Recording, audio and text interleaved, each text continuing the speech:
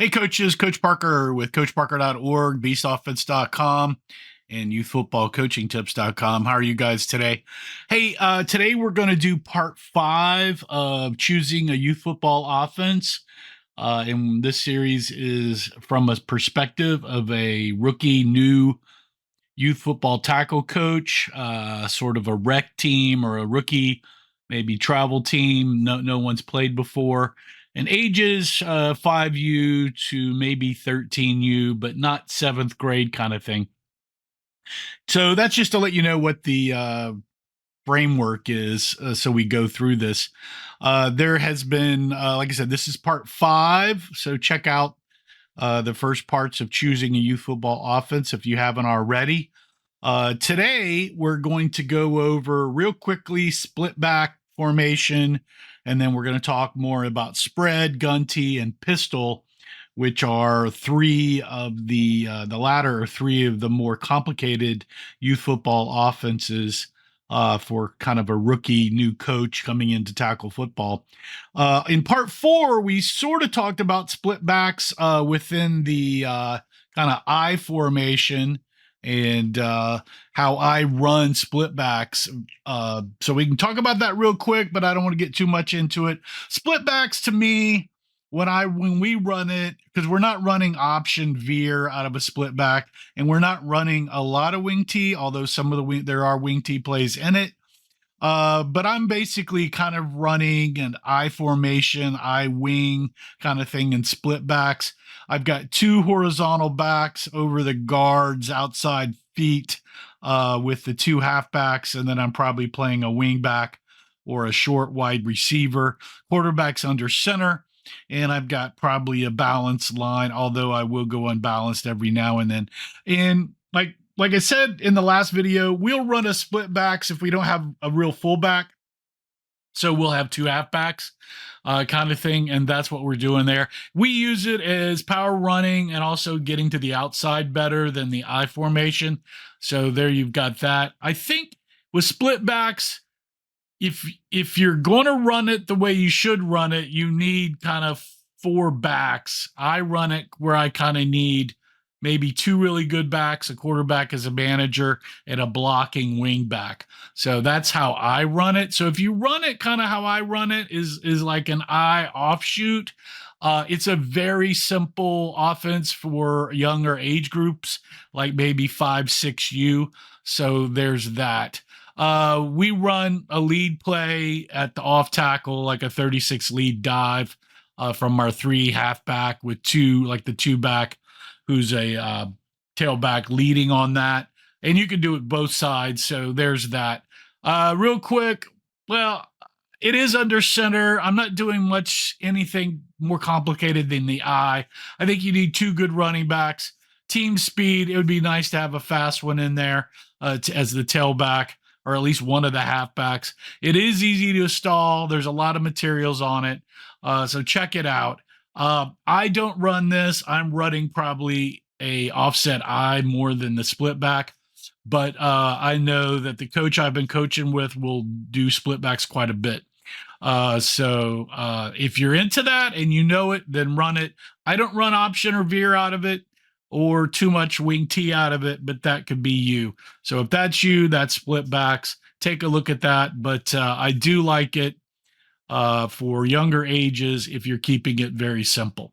So let's get into the meat, which was the spread offense formation that we're going to talk about here. Now, when I talk about the spread offense, I'm from Texas, and so air raid spread stuff to us and how we run spread here, it's not power spread. We'll get into kind of power spread with the gun tee more than maybe this spread. I'm thinking more in what I see when a lot of youth guys run the spread here in Texas is they're spreading people out to pass. They're not really spreading out to run so much. So that's kind of the direction I'm going when I talk about this. In a spread attack, they're usually the quarterback and a fullback or a tailback that are standing next to each other or somewhere next to each other, horizontal or vertical. You're pretty much in a 2x2, 3x1, 4x0 kind of thing. I mean, you're spread out. And that's kind of what I'm talking about, a spread. For the strength of it is you've got the defenses spread out. It's great for passing. And if you've got a speed back, do it. I mean, my beast formation has a jumbo spread. We spread out one side and like to a 4x0, and we run sweeps out of it. There's the strength of that. But what I see with youth coaches when they spread is they start throwing a lot, and I'm one of them. So just be careful. The weakness is, to me, if you're really going to run this, you need, and the reason a lot of teams go to this in high school and in colleges is they don't have a big offensive line. They've got quick guys, and they have really top skilled receivers and running backs and a lot of speed. If you don't have a lot of speed and a lot of guys that can catch the ball and are real fast, because you're trying to get outside on defenses, if you don't have that speed and can throw, I'm not sure the spread is for you. So you should think about that. A main play from the spread is just a fly and an out pattern and, quarterback throws. I mean, that's just a simple 2x2 mirror. I call it a TD1 route kind of thing to me. And then you can run boots and stuff, but it's really kind of a short. I'm throwing little short out passes and clearing with a fly route in youth football. And so that's kind of that. The spread offense really is out of Texas, Fort Worth area. Dutch Myers was doing a running spread at TCU in the 50s, along with SMU. Tiger Ellison and Hal Mummy and Mike Leach all are kind of in this spread air raid kind of thing. Gus Malzahn went to power.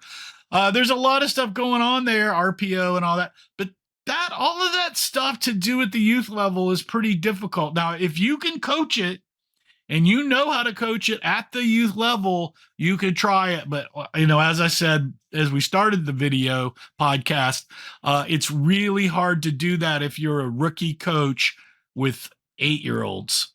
So, but God bless you if you can figure it out. I have tried multiple times at 8-year-olds, not as good. 9-year-olds with the select team, I'm getting close to it, but really select 10U, but I'm really not going to recommend this until 11, 12U. So just FYI on that. What is it about a shotgun that makes it difficult? You're in a shotgun snap, so that already gives you issues. Blocking, you're probably going to have to run some sort of zone because you're in a 2x2 with only 4 or 5 linemen. 5 linemen there, and the defenses in youth football are coming at you and rushing. So if you're not picking up backside and know how to do that, that's a problem. Are you going to need to probably pull around and do some funky things since you're got a 5-man line? So that's causing problems at the rec youth level.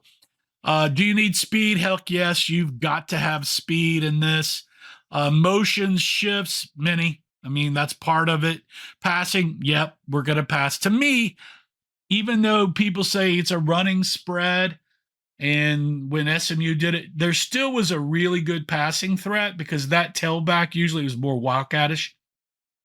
Could pass and sweep option and knew how to do it really well. A lot of people are like, oh, I can spread and sweep. Yeah, you can if you've got speed, but it's really good if you can pass too. So remember that. O-lineman size.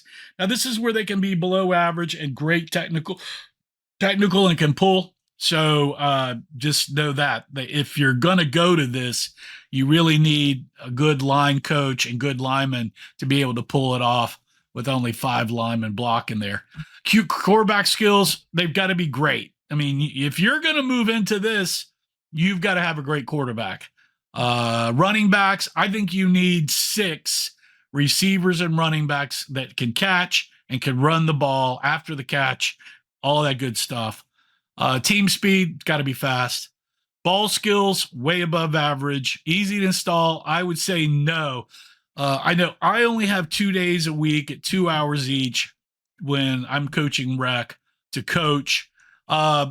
This passing kind of stuff and what you're going to do with motion shifts, you need more time than that. So if that's all the time you have, unless you're stacked and you're blessed, on average, this isn't going to work. time to do all this is above average. I would say you better be a select team at 11, rec team at 12 if you're going to try to pull this off. Now, you may be lucky and have a lot of studs and you can outrun anything in rec youth, and then you can run any offense. It doesn't matter what you run. You can run spread. But if you're just an average kind of team and you don't have all these studs, then you probably don't want to look at this offense. Playbooks, materials, there's tons of stuff. I've got a book, the Wildcat Multi-Spread, which Wildcat, it's not wholly Wildcat. I said that because I wanted you to run more than pass more, because even when I go to a spread, I'm passing a lot more than I should. So, if you run this, a lot of high schools will run this spread look and everybody wants you to run it. Parents want you to run it.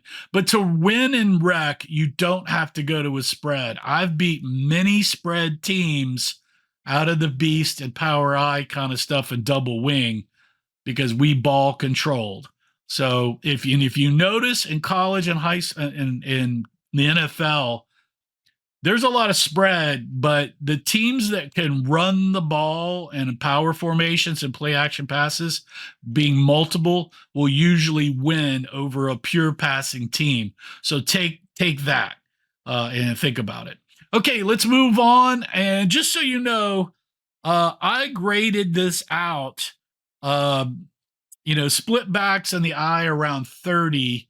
Beast is a little lower out of 75 points, and low is a good score to try it. Spread, I rated at a 67 out of 75, which means it's really hard for me. And I tried to install it, and I have installed it, and I have run it, and I get pass happy. So if you can run it and you can pass and catch, there it is. So there you go. And I've been coaching more than 25 seasons of tackle, and a lot of 7-on-7 and flag. So God bless you if you can run it and you've got the studs to do it.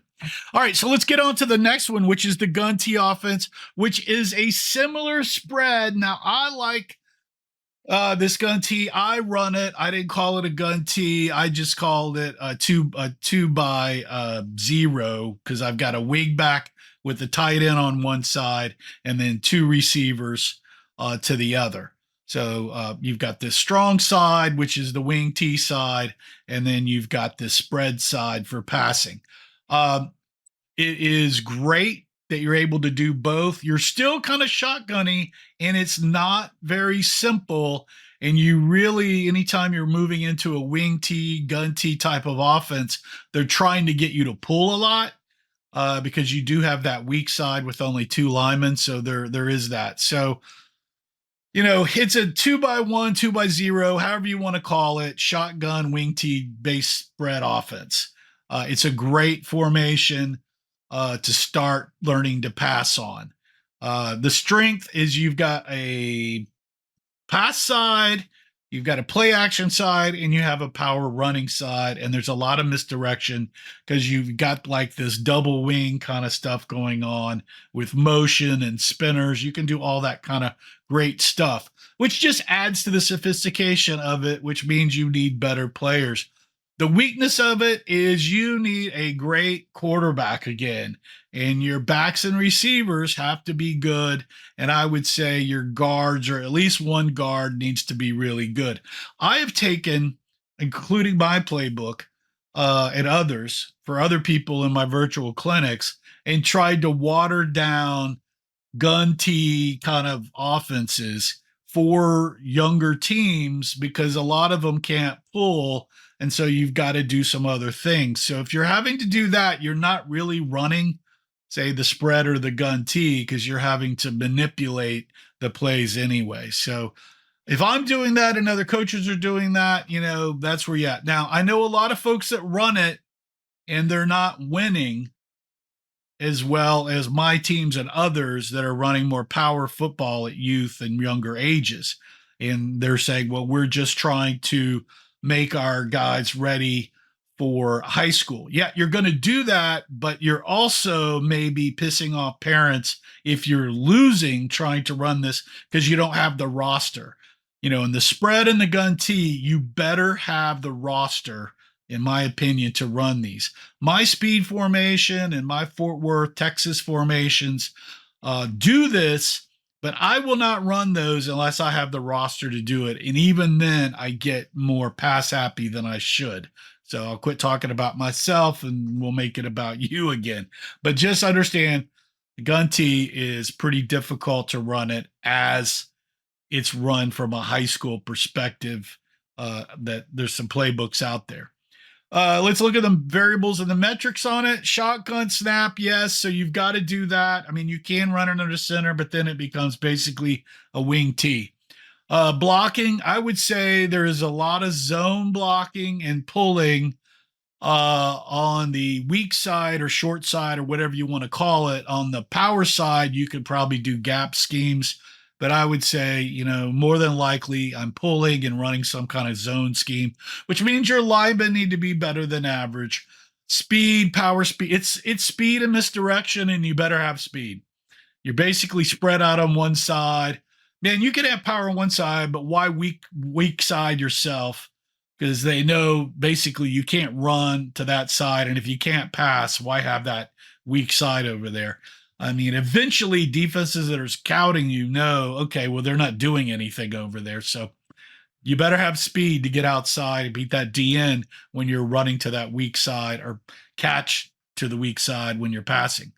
Are there a lot of formation shifts? Yes, there are. They're doing all kinds of stuff there to try to confuse the defense, so that increases sophistication. Passing is definitely more than average. O-lineman size. I think on the weak side, you can be small and technical. On the strong power side, you're going to need to be a little bit bigger because you're wanting to run power over there. So there's that. What do you need? You need six, again, I think 5 or 6 really skilled backs and receivers. Quarterback better be really good. There's a lot of footwork going on there and passing. Team speed, got to have fast. Ball skills, handoff tosses, got to be way above average. Easy to install. I am saying no. You need at least 3 to 4 days a week, 2-hour practices to be able to install this. When I run my spread double wing, speed formation, Fort Worth, Dallas cut type stuff, I've got highly skilled backs or I'm 3 or 4 days practice because all of that takes timing and a lot of reps to perfect and along with the shotgun snap. So there's a lot of things going on there. So if you're trying to do this at rec and you've only got 2 days and you've only got about an hour and a half and you don't have studs, you don't have experienced players, just know this is going to be more difficult. If you want the challenge, you can certainly take it on, but I think there's much better choices of an offense at the youth level than this offense if you're under 12U. And that's kind of where I'm at. 12U rec, maybe 11U rec if you've got experience, 11U if you're select travel. So this is a highly sophisticated offense, and don't let people tell you that it's not. The teams that run it well at younger ages, because I've run this at younger ages at a 9U, I had the 2 fastest kids in the Denver area. So, but we were still beat in a championship game by a power running team, running wishbone and power eye stuff, because you can't control the clock as much as you can with power. So if they don't give you the ball, you can't get it to your backs to run quick. So just FYI on that, be careful. I love the offense, both the spread. I know I'm a beast guy and I'm a power guy, but it is fun to coach spread and the gun tee offenses. It's a lot of fun and the double wing spread. So this, like I said, this score is a 60 to 62 out of the 75. High score means it is for older teams. Low scores, the I formation and the beast. Let's see what the beast scored here again. The I is scoring 32. The beast is 29.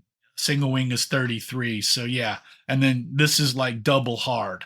And the gun tee is sort of like the single wing, but it's spread. So the single wing's kind of easy. The gun tee is then spread, so it's like doubly as hard. So that kind of works out in my weird logic there, I guess. So yeah. So like I said, love the wing tee. I run similar stuff out of my Wildcat multi-spread offense playbook. You can look at that. I'm trying eventually maybe to have a gun tee book out before this season. Basically taking a lot of my plays out of the multi-spread book and putting them more to a gun tee format. But yeah, take a look at all that. If you want to try it, be careful is all I would say. So the last formation we're going to talk about today is the pistol formation. It scores a 52. It's a little bit simpler than the spread and the gun tee, but still complicated. For older teams, I recommend.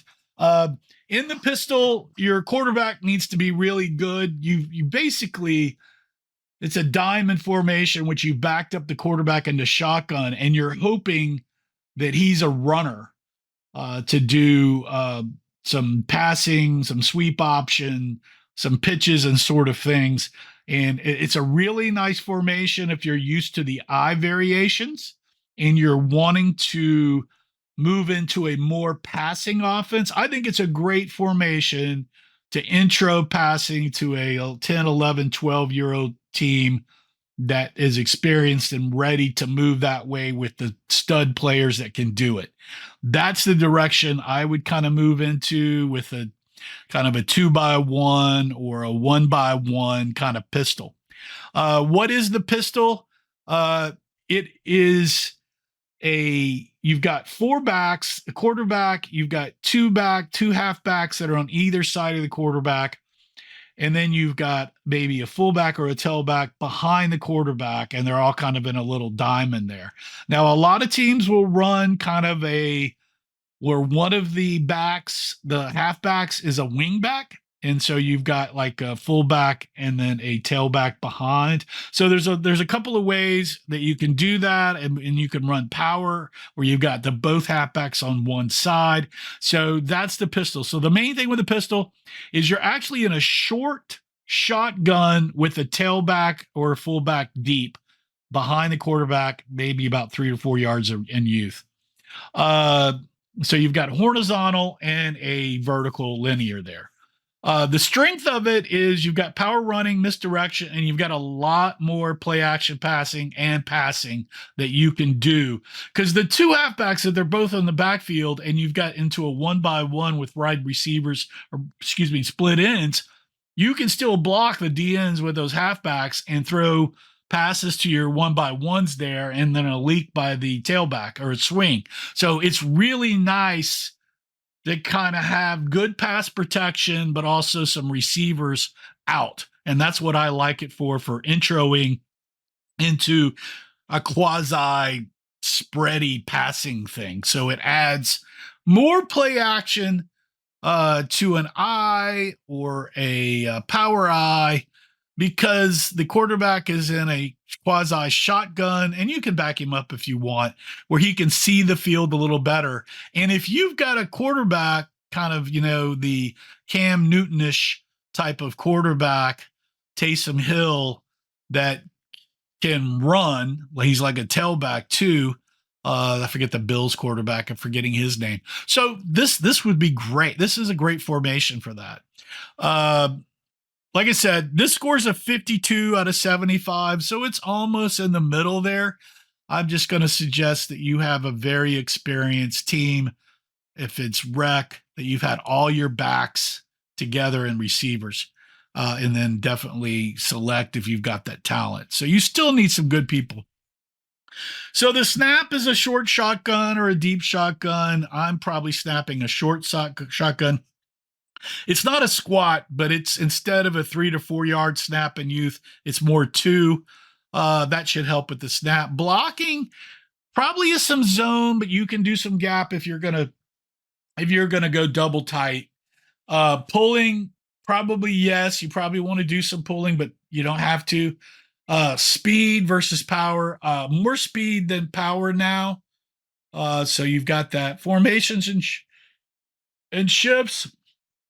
You can do a lot, and you can do less. But if you're going to run it, you probably want to be doing more. Passing is definitely more and above average. O lineman, yeah, above average now. Great passing, yes, and running, I would say. Running backs, I mean, if you're really going to do this and try it, you need those 6 guys, 4 in the backfield, and your 2 receivers should be really good to try this. You might get away with 5 with Y just as a blocking tight end. Team speed, definitely want fast. Handoff and tosses, above average. Easy to install. I would say no. This is another one where you really want a very experienced backfield that can kind of pick it up if you're only 2 days of practice. I would prefer 3 days of practice.